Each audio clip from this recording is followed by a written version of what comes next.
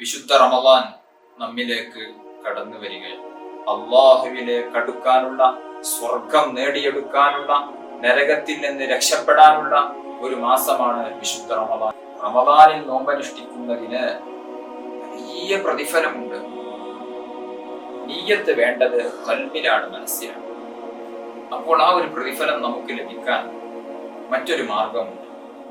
അസ്സലാമു അലൈക്കും വറഹ്മത്തുള്ളാഹി വബറകാതുഹു.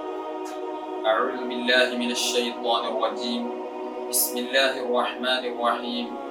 അൽഹംദുലില്ലാഹി റബ്ബിൽ ആലമീൻ.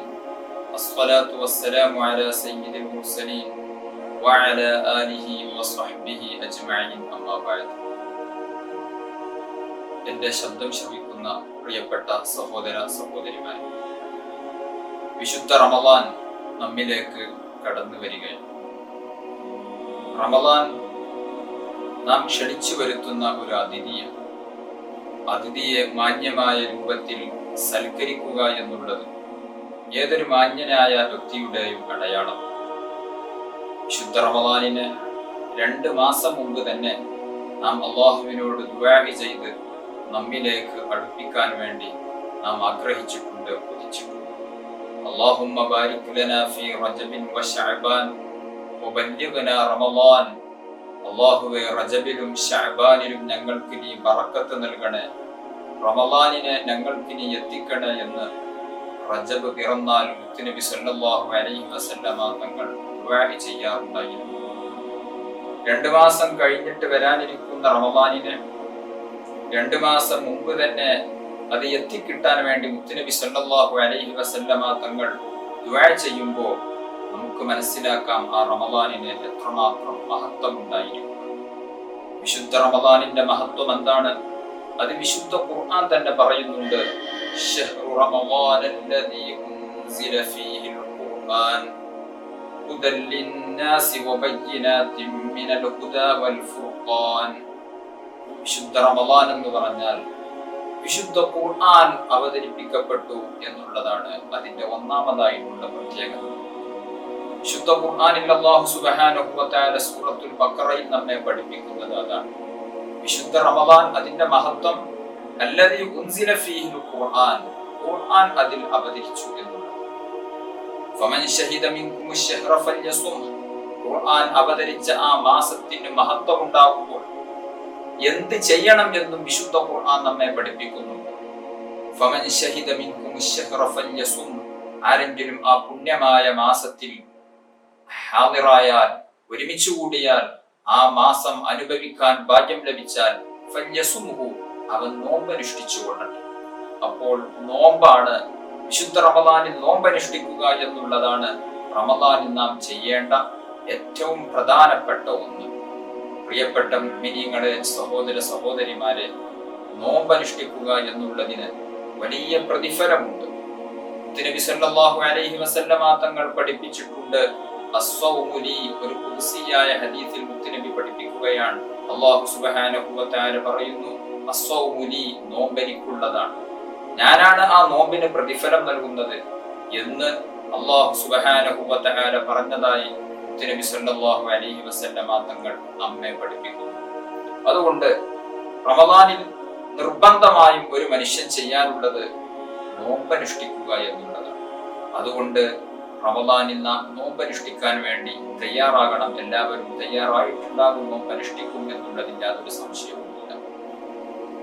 റമദാൻ നമ്മിലേക്ക് വരുമ്പോൾ വേറെയും പല തീരുമാനങ്ങളും പല ഒരുക്കങ്ങളും നാം റമദാനിന് വേണ്ടി തയ്യാറാക്കേണ്ടതുണ്ട്, നാം ഒരുങ്ങേണ്ടതുണ്ട്. ഞാൻ പറഞ്ഞുവല്ലോ, വിശുദ്ധ റമദാൻ ഒരു അതിഥിയാണ്.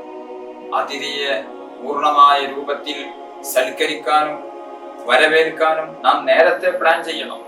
എങ്കിൽ മാത്രമേ ആ അതിഥി നമ്മെ ഇഷ്ടപ്പെടുകയുള്ളൂ. നിങ്ങൾ ആലോചിച്ചു, നിങ്ങൾ ഒരു വീട്ടിലേക്ക് വിരുന്നിന് വേണ്ടി പോകുന്നു, ഒരു വീട്ടിലേക്ക് ആ വീട്ടുകാരെ സന്ദർശിക്കാൻ വേണ്ടി ഒരു അതിഥിയായി പോകുന്നു.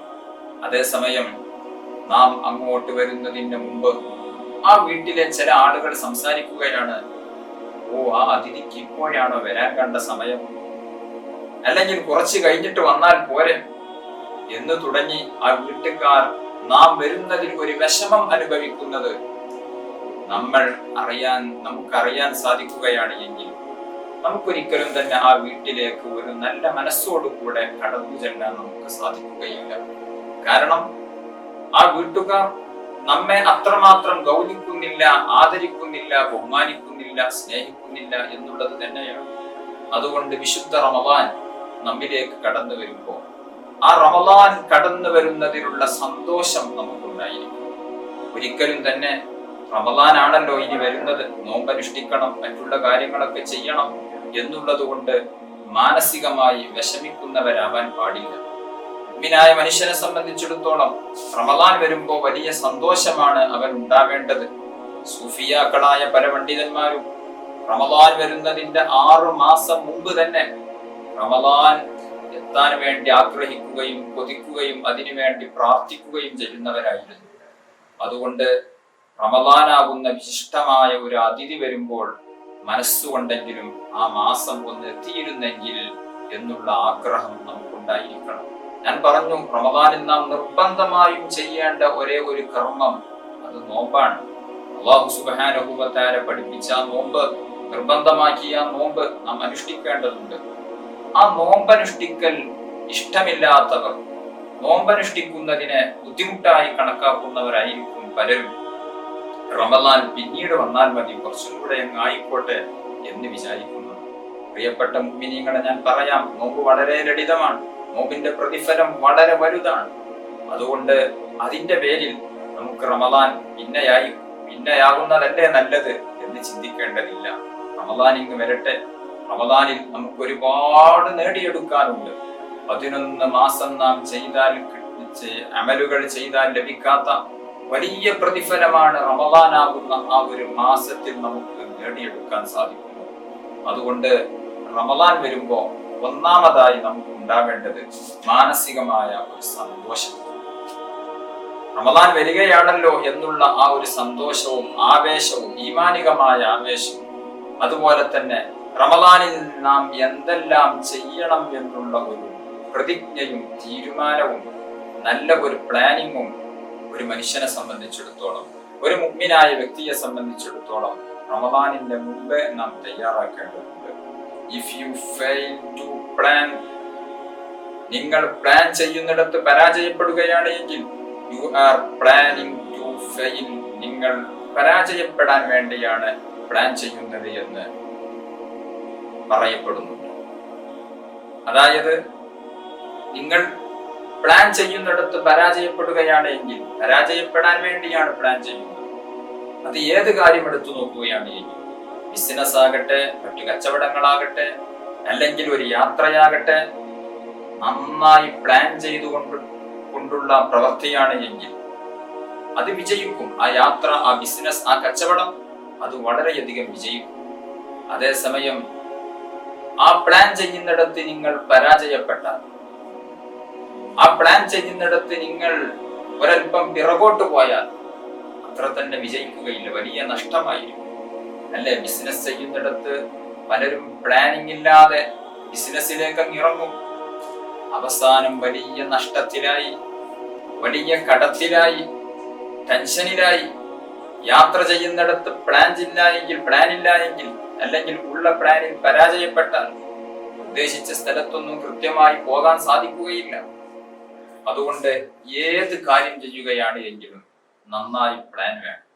വിശുദ്ധ റമദാനും അങ്ങനെ തന്നെയാണ്.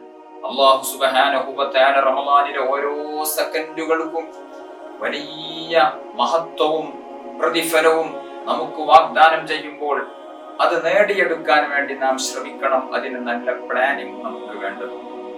പ്രിയപ്പെട്ട മുഅ്മിനീങ്ങളെ, സഹോദര സഹോദരിമാരെ, റമദാനിൽ നാം എന്തെല്ലാം ചെയ്യണം എന്നുള്ളത് ആദ്യമായി നാം കൃത്യമായി നോട്ട് ചെയ്തു വെക്കേണ്ടത്.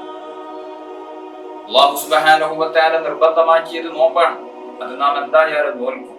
ഒന്ന് നോമ്പ്. അതുപോലെ തന്നെ ഞാൻ ആദ്യം ഓതിയ ആയത്തിൽ പറഞ്ഞു, വിശുദ്ധ റമദാനിന്റെ ഒന്നാമത്തെ മഹത്വം ശഹ്റു റമദാൻ അല്ലദീ ഉൻസില ഫീഹിൽ ഖുർആൻ, ഖുർആൻ അവതരിപ്പിക്കപ്പെട്ടു എന്നുള്ളതാണ് വിശുദ്ധ റമദാനിന്റെ ഒന്നാമത്തെ മഹത്വം. അതുകൊണ്ട് തന്നെ ആ വിശുദ്ധ ഖുർആൻ ധാരാളം പാരായണം ചെയ്യും. വിശുദ്ധ ഖുർആൻ ധാരാളം പാരായണം ചെയ്യേണ്ട മാസമാണ്. റമദാൻ അല്ലാത്ത മാസത്തിൽ തന്നെ പാരായണത്തിന് വലിയ പ്രാധാന്യവും പ്രതിഫലവുമുള്ള വിശുദ്ധ ഖുർആൻ അത് അവതരിപ്പിക്കപ്പെട്ട മാസമാകുന്ന റമദാനാകുമ്പോ അതിന്റെ പ്രതിഫലം വലുതാണ്. അതിന്റെ പുണ്യം എത്രയോ 10 മടങ്ങ് വർധനവുള്ളതാണ്. അതുകൊണ്ട് വിശുദ്ധ റമദാനിൽ രണ്ടാമതായി നമുക്ക് വിശുദ്ധ ഖുർആൻ ധാരാളം പാരായണം ചെയ്യും. അതുപോലെ തന്നെ റമദാനിൽ ഒരുപാട് സുഹൃതങ്ങൾ നാം ചെയ്തെടുക്കേണ്ടതുണ്ട്. സ്വതക്ക ചെയ്യണം, മറ്റുള്ള നിസ്കാരങ്ങൾ നിർവഹിക്കണം, അറിവുകൾ ധാരാളം സമ്പാദിക്കണം, അങ്ങനെ തുടങ്ങി പല പുണ്യകർമ്മങ്ങൾ നമുക്ക് വിശുദ്ധ റമദാനിൽ ചെയ്യാനുണ്ട്. കേവലം നോമ്പ് മാത്രമല്ല, സുന്നത്തായ പല കർമ്മങ്ങളും ധാരാളം ചെയ്ത് അല്ലാഹുവിലേക്ക് അടുക്കാനുള്ള, സ്വർഗം നേടിയെടുക്കാനുള്ള, നരകത്തിൽ നിന്ന് രക്ഷപ്പെടാനുള്ള ഒരു മാസമാണ് വിശുദ്ധ റമദാൻ. അതുകൊണ്ട് കൃത്യമായ പ്ലാനിങ്ങുകൾ നമുക്ക് വേണം. ഞാൻ പറഞ്ഞു, ഒന്നാമതായി നമുക്ക് റമദാനിൽ ചെയ്യാനുള്ളത് നോമ്പാണല്ലോ. നോമ്പ് വളരെ ലളിതമാണ്. ഇന്ന് ആധുനിക വൈദ്യശാസ്ത്രം പോലും പറയുന്നത് മുസ്ലിമീങ്ങൾ അനുഷ്ഠിക്കുന്ന നോമ്പ് ഒരാൾ പകർത്തുകയാണ് എങ്കിൽ, ചെയ്യുകയാണ് എങ്കിൽ ആരോഗ്യപരമായി ധാരാളം ഗുണങ്ങളുണ്ട്. ഷുഗറും പ്രഷറും നോർമലാകാനും, കൊളസ്ട്രോള് കുറയാനും തുടങ്ങി ശരീരത്തിലെ അനാവശ്യമായ കൊഴുപ്പുകൾ നീക്കം ചെയ്യാൻ, അങ്ങനെ തുടങ്ങി പലതിനും നോമ്പ് എന്നുള്ളത് വളരെ ഉപകാരപ്പെടുന്നുള്ള ഒരു കാര്യമാണ് എന്നുള്ളതിൽ ആർക്കും സംശയമില്ല. ആധുനിക വൈദ്യശാസ്ത്രം പോലും അത് വിളിച്ചു പറയുന്നു. അതുകൊണ്ടാണല്ലോ മുസ്ലിമീങ്ങളല്ലാത്ത പലരും, പല ഹൈന്ദവ വിശ്വാസികളും, അതുപോലെ തന്നെ മറ്റു പല മതവിശ്വാസികളും, മതമില്ലാത്തവർ പോലും നമ്മൾ അനുഷ്ഠിക്കുന്നത് പോലെയുള്ള നോമ്പ് അനുഷ്ഠിക്കാറുണ്ട്. അതുകൊണ്ട് നോമ്പ് വളരെ ലളിതമാണ് എന്നതിൽ ആർക്കും സംശയമില്ല. ആരോഗ്യപരമായി വളരെയധികം നല്ല പുരോഗതി നമുക്ക് നേടിത്തരുന്ന ഒന്നാണ് നോമ്പ്. പക്ഷേ മുസ്ലിമായ ഒരു വ്യക്തിയെ സംബന്ധിച്ചിടത്തോളം കേവലം ആരോഗ്യത്തിന് വേണ്ടിയല്ല നോമ്പ് നോൽക്കുന്നത്. എന്തിനു വേണ്ടിയാ നോമ്പ് നോൽക്കുന്നത്? നോമ്പ് നോൽക്കുന്നത് അല്ലാഹു സുബ്ഹാനഹു വ തആല എന്നോട് കൽപ്പിച്ചു എന്നുള്ളത് കൊണ്ടാണ്. അല്ലാഹു സുബ്ഹാനഹു വ തആല പറഞ്ഞതല്ലേ, ഫമൻ ശഹിദ മിൻകും അശ്ശഹറ ഫല്യസും. ആരെങ്കിലും വിശുദ്ധ റമദാൻ അവൻ ഹാദിറായാൽ, അവൻ ഒരുമിച്ച് കൂടിയാൽ, ആ റമദാനിൽ ഒരാൾ ആയുസ്സോടുകൂടെ ജീവിക്കുകയാണ് എങ്കിൽ, റമദാനിൽ ഒരാൾക്ക് ആയുസ്സുണ്ടാവുകയാണ് എങ്കിൽ, നോമ്പനുഷ്ഠിക്കാനുള്ള ആരോഗ്യ സ്ഥിതിയും ഉണ്ട് എങ്കിൽ അവൻ ഫല്യസുംഹു, നോമ്പനുഷ്ഠിച്ചുകൊള്ളണം. അല്ലാഹുവിന്റെ കൽപ്പനയാണ്. അതുകൊണ്ട് അത് നിർബന്ധമായിട്ട് നാം ചെയ്യേണ്ടത്. പക്ഷെ നോമ്പനുഷ്ഠിക്കുന്നിടത്ത് പലർക്കും പരാജയം സംഭവിച്ചു പോകുന്നു. അതിലൊന്ന് ഞാൻ ഈ പറഞ്ഞതുപോലെ ലക്ഷ്യം മറ്റു ചിലതാകും. അതാവാൻ പാടില്ല. നമ്മുടെ നോമ്പിന് നിയ്യത്ത് വെക്കാറുണ്ട്, നിസ്കാരത്തിന് നിയ്യത്ത് വെക്കാറുണ്ട്. എന്താണ്? നബൈതു സൗമ വദിനാൻ അദാഇ ഫർദി റമദാനി ഹാദിഹി സനതി ലില്ലാഹി തആല. ലില്ലാഹി തആല എന്നുള്ള ഒരു വാക്ക് നോമ്പിനും അതുപോലെ തന്നെ നിസ്കാരത്തിന്റെയും ഒക്കെ നിയ്യത്തുകളിൽ നാം പറയാറുണ്ട്, മനസ്സിൽ കരുതാറുണ്ട്. അതായത് അല്ലാഹുവിന് വേണ്ടി. ഒരു മുസ്ലിമായ മനുഷ്യൻ പുണ്യകർമ്മങ്ങൾ ചെയ്യുമ്പോൾ, ആരാധനാ കർമ്മങ്ങൾ ചെയ്യുമ്പോൾ അതെന്റെ റബ്ബിന്റെ പൊരുത്തം ലഭിക്കാൻ വേണ്ടി എന്നുള്ള ഒരു മനസ്സിലുള്ള ഒരു കരുത്ത്, ഒരു നിയ്യത്ത് ഉണ്ടായിരിക്കും. എന്നാലാണ് അല്ലാഹു സുബ്ഹാനഹു വ തആല പറഞ്ഞ ആ വലിയ പ്രതിഫലം നമുക്ക് ലഭിക്കും. അതേസമയം ആ ഒരു നിയ്യത്തില്ലാതെ മറ്റു ലക്ഷ്യങ്ങൾക്കായാൽ, അതുകൊണ്ട് അള്ളാഹുവിന്റെ അരികിലുള്ള പ്രതിഫലം ലഭിക്കുമോ എന്നറിയില്ല. മറ്റു ലക്ഷ്യങ്ങൾ ഉണ്ടായിക്കോട്ടെ, പക്ഷേ ഒന്നാമതായിട്ടുള്ള ലക്ഷ്യം അല്ലാഹു സുബ്ഹാനഹു വ തആല അവൻ എന്നോട് കൽപ്പിച്ചതാണല്ലോ, ആ കൽപ്പന ഞാൻ നിറവേറ്റും. അതിന് ശാരീരികമായ ആരോഗ്യ ഗുണങ്ങൾ ഉണ്ടാവട്ടെ ഉണ്ടാവാതിരിക്കട്ടെ, അല്ലാഹു സുബ്ഹാനഹു വ തആല പറഞ്ഞതാണല്ലോ, അതുകൊണ്ട് ഞാൻ നോക്കും. ആ ഒരു നിയ്യത്താണ് നമുക്ക് ഒന്നാമതായി ഉണ്ടാകേണ്ടത്. അത് നോമ്പിൽ മാത്രമല്ല, ഞാൻ പറഞ്ഞു, നിസ്കാരത്തിന് വേണം, ദാനധർമ്മങ്ങൾ ചെയ്യുന്നതിന് വേണം, ജനങ്ങൾക്കിടയിൽ പേരും പ്രശസ്തിയും ലഭിക്കാൻ, അല്ലെങ്കിൽ മറ്റു പല ലക്ഷ്യത്തിനു വേണ്ടിയും പുണ്യകർമ്മങ്ങൾ ചെയ്യുന്നവരുണ്ട്. അങ്ങനെയാവരുത്. ഒന്നാമതായി അല്ലാഹുവിന് വേണ്ടി എന്നുള്ള ആ ഒരു നിയ്യത്ത് നമ്മുടെ മനസ്സിൽ ഉണ്ടായിരിക്കും. ഇതാണ് നോമ്പെടുക്കുമ്പോൾ നാം ശ്രദ്ധിക്കേണ്ട പ്രധാനപ്പെട്ട ഒരു കാര്യം. അതുകൊണ്ട് റമദാനിൽ നമുക്ക് ചെയ്യാനുള്ള ഒന്ന്, പ്രധാനപ്പെട്ട ഒന്ന് നോമ്പാണ്. നോമ്പിനെ സംബന്ധിച്ചിടത്തോളം നാം കർമ്മശാസ്ത്രപരമായി പറയുകയാണ് എങ്കിൽ നോമ്പിന് 2 ഫർളുകളാണ്. നമുക്കറിയാം, നിസ്കാരത്തിന് ഫർളുകളുണ്ട്, നിർബന്ധ ഘടകങ്ങളുണ്ട്. ആ നിർബന്ധ ഘടകങ്ങൾ ചെയ്താൽ മാത്രമാണ് യഥാർത്ഥത്തിൽ നോമ്പാവുകയുള്ളൂ. അതുപോലെ തന്നെ നിസ്കാരത്തിന്റെ നിർബന്ധ ഘടകങ്ങളാകുന്ന 14 ഫർളുകൾ ചെയ്താൽ മാത്രമാണ് നിസ്കാരമായി തീരുകയുള്ളൂ. നിസ്കാരത്തിലെ 14 ഫർളുകളിൽ നിന്ന് ഒരാൾ റുക്കൂഅ് എന്ന് പറയുന്ന ഫർള് ഉപേക്ഷിച്ചാൽ അയാളുടെ നിസ്കാരം സ്വീകാര്യമല്ല. കാരണം നിസ്കാരത്തിന്റെ നിർബന്ധ ഘടകമാകുന്ന റുക്കൂഇനെ അയാൾ ഉപേക്ഷിച്ചു എന്ന്.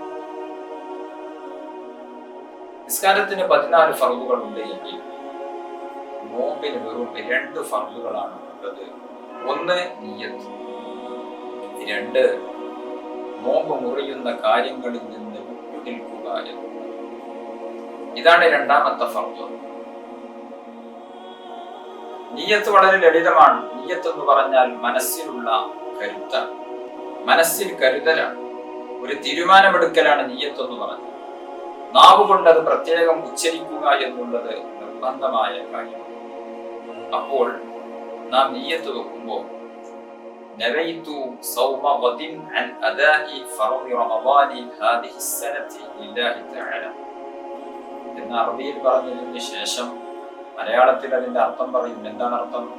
നവൈതു എന്ന് പറഞ്ഞാൽ ഞാൻ കരുതി, സൗമ ഗദിൻ നാളത്തെ നോമ്പിനെ ഞാൻ കരുതി, അൻ അദാഇ ഫർളി റമളാനി റമളാൻ മാസത്തിലെ ഫർളായ അദാ ആയ നാളത്തെ നോമ്പിനെ നോൽക്കാൻ വേണ്ടി കരുതി. ഹാദിഹി സനതി, ഈ വർഷത്തെ.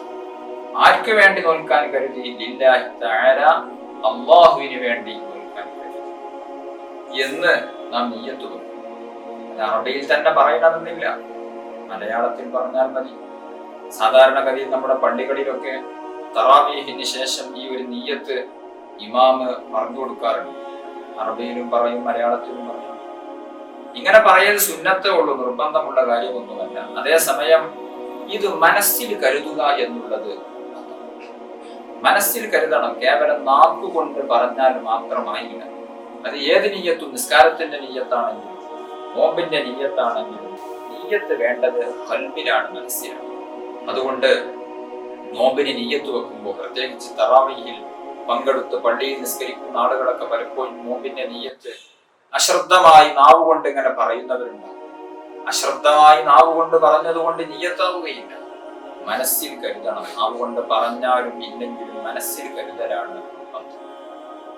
ഇതാണ് നിയ്യത്തിൽ നാം ശ്രദ്ധിക്കേണ്ട ഒരു കാര്യം.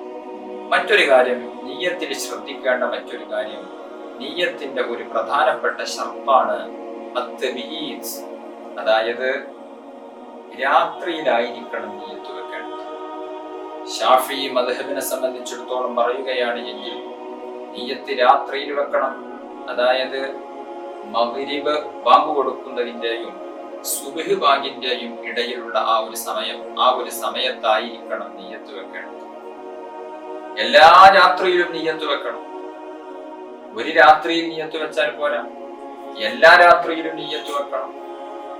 അതുകൊണ്ട് എല്ലാ രാത്രിയിലും നിയ്യത്ത് വെക്കാൻ വേണ്ടി നാം പ്രത്യേകം ശ്രദ്ധിക്കണം. നിയ്യത്ത് വിട്ടുപോയാൽ നമ്മുടെ നോമ്പ് നഷ്ടപ്പെടും. ഒരാൾ ഒരു രാത്രിയിൽ നിയ്യത്ത് വെക്കാൻ മറന്നുപോയാലോ, നിയ്യത്ത് വെക്കാൻ മറന്നുപോയാൽ അദ്ദേഹത്തിന് പിറ്റേ ദിവസം നോമ്പില്ല. കാരണം നോമ്പിന്റെ പ്രധാനപ്പെട്ട ഒരു ഫർള് നിയ്യത്താണ്. ആ നിയ്യത്ത് അയാൾ മറന്നുപോയി. എന്നാൽ നിയ്യത്ത് മറന്നുപോയതിന്റെ പേരിൽ നോമ്പില്ല എന്ന് കരുതി അയാൾക്ക് ഭക്ഷണം കഴിക്കാൻ പറ്റുമോ? അതും പറ്റില്ല.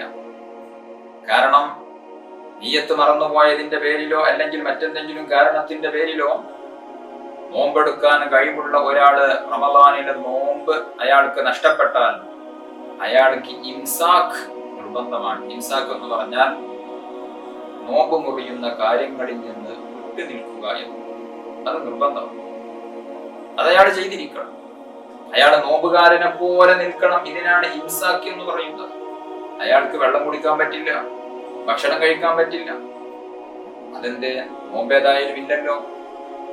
നോമ്പേതായാലും ഇല്ലല്ലോ, എന്നാൽ പിന്നെ ഭക്ഷണം കഴിച്ചുകൂടെ, വെള്ളം കുടിച്ചുകൂടെ പറ്റില്ല. കാരണം വിശുദ്ധ റമളാൻ നാം ഓരോരുത്തരും ആദരിക്കേണ്ട, ബഹുമാനിക്കേണ്ട നോമ്പെടുക്കേണ്ടതായ ഒരു മാസം. ആ ഒരു ദിവസത്തിൽ, ആ ഒരു മാസത്തിൽ വല്ല വിധേനയും നിയ്യത്ത് നഷ്ടപ്പെടുകയോ അല്ലെങ്കിൽ മറ്റേതെങ്കിലും കാരണങ്ങളെ കൊണ്ടൊക്കെ നോമ്പ് ഇല്ലാതെയായി പോയാലും അതുകൊണ്ട് ഈ വിഷയം നാം ശ്രദ്ധിക്കേണ്ടത്.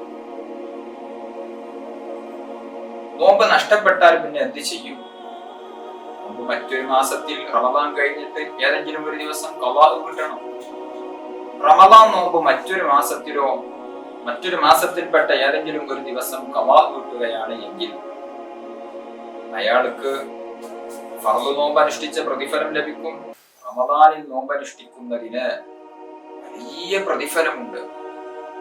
ഒരു നോമ്പിന് 70,000 ഒക്കെ നോമ്പിന്റെ പ്രതിഫലം ലഭിക്കുന്ന മാസമാണ് വിശുദ്ധ റമദാൻ. അതുകൊണ്ട് തന്നെ റമദാനിൽ നോമ്പ് അനുഷ്ഠിക്കുന്ന പ്രതിഫലം, റമദാൻ നോമ്പാണ് അയാൾ പിന്നീട് ഖളാ കിട്ടുന്നത് എങ്കിൽ പോലും പിന്നീട് അത് ഖളാ കിട്ടുമ്പോൾ ആ ഒരു പ്രതിഫലം നമുക്ക് ലഭിക്കും. അതേസമയം നമുക്ക് നോമ്പ് നോൽക്കേണ്ട ബാധ്യത നിറവേറി. നാളെ പരലോകത്ത് പോയാൽ നീ എന്താ റമദാനിൽ നോമ്പ് അനുഷ്ഠിക്കാതിരുന്നത് എന്ന് ചോദിക്കുകയില്ല. കാരണം ആ നോമ്പ് അയാൾ ഖളാ കിട്ടിയിട്ടുണ്ട്. നോമ്പ് നോൽക്കാത്തതിന്റെ പേരിൽ കുറ്റക്കാരനാവുകയില്ല. കാരണം അയാൾ ആ നോമ്പ് ഖളാ കിട്ടിയിട്ടുണ്ട്. അതേസമയം റമദാൻ മാസത്തിൽ നോമ്പ് നോൽക്കുന്നവർക്ക് കൊടുക്കുന്ന പ്രതിഫലം അത്ര തന്നെ പ്രതിഫലം റമദാൻ അല്ലാത്ത മാസത്തിൽ റമദാൻ മാസം ഖളാ കിട്ടിയ നോമ്പ് കൊണ്ട് ലഭിക്കുകയും. അപ്പോൾ ആ ഒരു പ്രതിഫലം നമുക്ക് ലഭിക്കാൻ മറ്റൊരു മാർഗം ഫത്ഹുൽ മുഈൻ അടക്കമുള്ള ഗ്രന്ഥങ്ങളിൽ കാണാം. വിശുദ്ധ റമദാനിന്റെ ഒന്നാമത്തെ രാത്രിയിൽ തന്നെ റമദാനിലെ എല്ലാ ദിവസവും ഞാൻ നോമ്പനുഷ്ഠിക്കാൻ കരുതി എന്ന് നിയ്യത്ത് വെക്കും. അത് ശാഫിഈ മദ്ഹബ് അല്ല. ശാഫിഈ മദ്ഹബ് പ്രകാരം റമദാനിലെ ഓരോ രാത്രിയിലെയും നിയ്യത്ത് നിർബന്ധമാണ്. ഓരോ രാത്രിയിലും നാളെ ഞാൻ നോമ്പനുഷ്ഠിക്കാൻ കരുതി എന്നുള്ള നിയ്യത്ത് നിർബന്ധമാണ്. അതേസമയം മാലിക്കി മദ്ഹബിൽ ഒരു അഭിപ്രായമുണ്ട്. മാലിക്കി മദ്ഹബ് പ്രകാരം റമദാനിലെ ഒന്നാമത്തെ രാത്രി തന്നെ ഞാൻ എല്ലാ ദിവസവും നോമ്പനുഷ്ഠിക്കാൻ കരുതി എന്ന് നിയ്യത്ത് വെക്കുകയാണ് എങ്കിൽ അഥവാ വല്ല വിധേനയും ഏതെങ്കിലും ഒരു ദിവസം നിയ്യത്ത് വെക്കാൻ മറന്നുപോയാൽ അവിടെ ഏതായാലും നോമ്പില്ലല്ലോ, നിയ്യത്ത് പോയല്ലോ എന്ന് കരുതി ഭക്ഷണം കഴിക്കില്ല, വെള്ളം കുടിക്കില്ല. അങ്ങനെ ഭക്ഷണം കഴിക്കാനോ വെള്ളം കുടിക്കാനോ പറ്റില്ല. അതുകൊണ്ട് നോമ്പുകാരനെ പോലെ നിൽക്കുമ്പോൾ ഈ ഒരു നിയ്യത്ത് മാലിക്കി മദ്ഹബ് പ്രകാരമുള്ള ആ ഒരു നിയ്യത്ത് നാം വെച്ചിട്ടുണ്ടെങ്കിൽ മാലിക്കി മദ്ഹബിന്റെ വീക്ഷണപ്രകാരം നമുക്ക് നോമ്പുണ്ട്, നോമ്പിന്റെ പ്രതിഫലം ലഭിക്കും. അതേസമയം ശാഫിഈ മദ്ഹബ് പ്രകാരം നമുക്ക് നോമ്പ് ലഭിക്കണമെങ്കിൽ നാം പിന്നീട് ഒരു ദിവസം ഖളാ കിട്ടിയാൽ മതി. എന്നിരുന്നാലും റമദാനിൽ നോൽക്കുന്ന ആ ഒരു പ്രതിഫലം നമുക്ക് ലഭിക്കുമല്ലോ. മാലിക്കി മദ്ഹബ് പ്രകാരമാണെങ്കിലും റമദാനിൽ നോമ്പനുഷ്ഠിക്കുന്ന ഒരു പ്രതിഫലം നമുക്ക് ലഭിക്കുമല്ലോ. ഭക്ഷണം കഴിക്കുക, വെള്ളം കുടിക്കുക, തടിയുള്ള വല്ല വസ്തുവും അത് ചെറുതാകട്ടെ വലുതാകട്ടെ നമ്മുടെ ശരീരത്തിന്റെ ഉള്ളിലേക്ക് പ്രവേശിക്കുക, നോമ്പ് നോറ്റുകൊണ്ട് ഭാര്യ ഭർത്താക്കന്മാർ ശാരീരിക ബന്ധത്തിൽ ഏർപ്പെടുക തുടങ്ങിയ കാര്യങ്ങളെ കൊണ്ടൊക്കെ നോമ്പ് മുറിയും. ഈ നോമ്പ് മുറിയുന്ന കാര്യങ്ങളൊന്നും വിശുദ്ധ റമദാനിൽ നോമ്പനുഷ്ഠിച്ചുകൊണ്ട് പകല് ചെയ്യാൻ പാടില്ല. നോമ്പ് മുറിയുന്നത് അപ്പോ ഒന്ന് നിയ്യത്ത്, രണ്ടാമത്തത് നോമ്പ് മുറിയുന്ന കാര്യങ്ങളിൽ നിന്ന് വിട്ടുനിൽക്കുക എന്നുള്ളതാണ് നോമ്പിന്റെ രണ്ടാമത്തെ ഫർള്. നോമ്പിന്റെ 2 ഫർള്. ഈ 2 ഫർളുകളും പാലിച്ചുകൊണ്ട് നോമ്പ് നോറ്റാൽ തന്നെ അൽഹംദുലില്ലാഹ് നോമ്പ് അല്ലാഹു സുബ്ഹാനഹു വ തആല സ്വീകരിക്കും. അല്ലാഹു തആല നമ്മുടെയൊക്കെ നോമ്പ് സ്വീകരിക്കുമാറാവട്ടെ. അതേസമയം നോമ്പിനൊരു നിയ്യത്ത് മാത്രമാണോ ഉള്ളത്? അല്ല, നോമ്പിന് ഒരു റമദാനിൽ ഒരു നോമ്പ് എന്നുള്ളത് മാത്രമാണോ ഉള്ളത്? അല്ല. ഞാൻ പറഞ്ഞു, റമദാൻ വിശുദ്ധ ഖുർആൻ അവതരിപ്പിക്കപ്പെട്ട മാസമാണ്. വിശുദ്ധ ഖുർആൻ ധാരാളം പാരായണം ചെയ്യേണ്ടതുണ്ട്. റമദാനിന്റെ ഒന്നാമത്തെ 10 ദിവസങ്ങൾക്ക്, രണ്ടാമത്തെ 10 ദിവസങ്ങൾക്ക്, മൂന്നാമത്തെ 10 ദിവസങ്ങൾക്കൊക്കെ പ്രത്യേകം മഹത്വങ്ങളുണ്ട്. അതിനൊക്കെ ധാരാളം പ്രതിഫലം അല്ലാഹു സുബ്ഹാനഹു വ തആല പലതിന്റെ പേരിലും നമുക്ക് തരുന്നുണ്ട്. അതൊക്കെ സ്വായത്തമാക്കാൻ വേണ്ടി നാം ശ്രമിക്കണം. അതുപോലെ തന്നെ മറ്റു ദിക്റുകൾ, സ്വലാത്തുകൾ, ആരാധനാ കർമ്മങ്ങൾ, അങ്ങനെ പലതും നോമ്പിന് വേണ്ടി നാം പ്രത്യേകം ശ്രദ്ധിക്കേണ്ടതുണ്ട്. പ്രത്യേകം അതെല്ലാം കൃത്യമായ പ്ലാനിങ്ങോടുകൂടെ നാം നേരത്തെ പ്ലാൻ ചെയ്ത് പൂർത്തിയാക്കേണ്ടതുണ്ട്. അതുകൊണ്ട് റമദാനിൽ നാം ഒന്നാമത് ചെയ്യേണ്ടത് നോമ്പനുഷ്ഠിക്കുക എന്നുള്ളതാണ്. പിന്നീട് നാം ചെയ്യേണ്ടത് വിശുദ്ധ ഖുർആൻ പാരായണം. അങ്ങനെ പല കാര്യങ്ങളുമുണ്ട്. ആ കാര്യങ്ങളെല്ലാം നാം ഒരു കൃത്യമായി ഒരു പ്ലാൻ ചെയ്തുകൊണ്ട് റമദാനിന്റെ മുമ്പ് തന്നെ നാം ഒരുങ്ങുകയാണ് എങ്കിൽ ഇൻഷാ അല്ലാഹ് നമുക്ക് ഈ റമദാൻ എന്തുകൊണ്ടും അള്ളാഹുവിന്റെ പൊരുത്തം നേടിയെടുക്കാൻ പറ്റുന്ന, സ്വർഗം കരസ്ഥമാക്കാൻ പറ്റുന്ന, നരകത്തിൽ നിന്ന് രക്ഷപ്പെടാൻ പറ്റുന്ന ഒരു റമദാനാക്കി നമുക്ക് മാറ്റിയെടുക്കാം ഇൻഷാ അല്ലാഹ്. എന്തെല്ലാം പ്ലാനിങ്ങുകൾ നമുക്ക് ഈ റമദാനിന്റെ മുന്നേ അല്ലെങ്കിൽ റമദാനിന് വേണ്ടി നാം തയ്യാറാക്കേണ്ടതുണ്ട് എന്ന് ഇൻഷാ അല്ലാഹ് അടുത്ത ക്ലാസ്സിൽ നമുക്ക് സൂചിപ്പിക്കാം. അല്ലാഹു സുബ്ഹാനഹു വ തആല നമ്മൾ പറഞ്ഞതും കേട്ടതും ഒരു സ്വാലിഹായ അമലായി നമ്മിൽ നിന്ന് കബൂൽ ചെയ്യുമാറാവട്ടെ. അർഹമുർ റഹീമീനായ രാജസയ്യിദായ അല്ലാഹ്, ഞങ്ങളുടെ കൂട്ടത്തിൽ ഒരുപാട് രോഗികളുണ്ട്, പ്രയാസങ്ങൾ അനുഭവിക്കുന്നവരുണ്ട്. എല്ലാവർക്കും നീ ശിഫാ നൽകണം റഹ്മാനെ. ഞങ്ങൾ ജീവിതത്തിൽ വന്നുപോയ സർവ്വ പാപങ്ങളും നീ പൊറുക്കണം റഹ്മാനെ.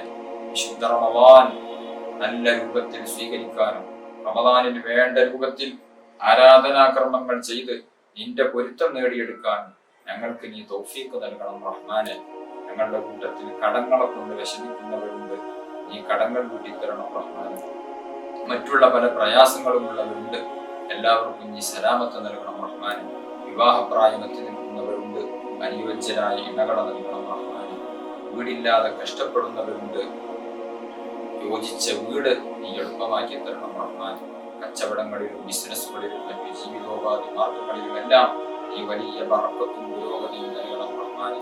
എല്ലാത്തിനും ഉപരി ആഖിബത്ത് നന്നായി കലിമത്തു തൗഹീദ് ഉച്ചരിച്ച് യഥാർത്ഥ മുഅ്മിനായി പൽവിലങ്ങി വിളങ്ങി മരിക്കാൻ നീ തൗഫീഖ് നൽകണം റഹ്മാനെ. നാളെ സ്വർഗീയ ലോകത്ത് ഞങ്ങളെ എല്ലാവരെയും നീ ഒരുമിച്ച് കൂടി അനുഗ്രഹിക്കണം റഹ്മാനെ. ആമീൻ ബിറഹ്മതിക യാ അർഹമർ റഹീമീൻ. ദുആ വസിയ്യത്തോടെ അസ്സലാമു അലൈക്കും വറഹ്മത്തുള്ളാഹി